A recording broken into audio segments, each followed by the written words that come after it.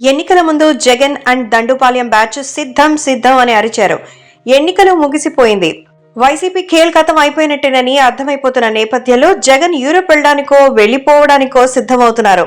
Jagan Europe వెళ్లకుండా ఆపాలని CBI court ముందు సిబిఐ ఎన్నో ప్రయత్నాలు చేసింది.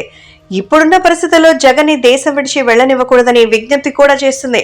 అయినప్పటికీ జగన్ జూన్ 1 వరకు యూరోప్ లో ఉండడానికి సిబిఐ కోర్టు పర్మిషన్ ఇచ్చింది. ఇక చేసేదేమీ లేక సిబిఐ ఈడీ చాలా పవిత్రమైన అమోఘమైన తేదీ అయిన జూన్ 4వ తేదీ ఎప్పుడొస్తుందా అని ఎదురు చూస్తూ జగన్ కి తమ సత్తా చూపించడానికి అవసరమైనవన్నీ సిద్ధం చేసుకుంటున్నాయి. జగన్ మీద 10కి పైగా ఆర్థిక నేరాల కేసులున్నాయి. ముఖ్యమంత్రి హోదాని అడ్డు పెట్టుకుని ఆ కేసుల నుంచి జగన్ తప్పించుకొని తిరుగుతున్నారు.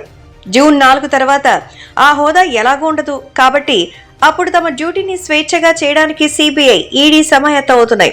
అలాగే బాబాయ్ మర్డర్ కేసు విషయంలో కూడా సిబిఐకి ఎన్నో అనుమానాలు ఎదురయ్యాయి. అవినాష్ రెడ్డిని అరెస్ట్ చేయడానికి వెళ్లి మరీ ఖాళీ చేతులతో తిరిగి రావాల్సి వచ్చింది. జూన్ 4 తర్వాత జగన్ కి ముఖ్యమంత్రి హోదా ఉండదు, అవినాష్ రెడ్డికి ఎంపీ హోదా ఉండదు. అప్పుడు ప్రభుత్వ వ్యవస్థల శక్తిని చూడడానికి జగన్ అండ్ బ్యాచ్ కి అవకాశం దొరుకుతుంది.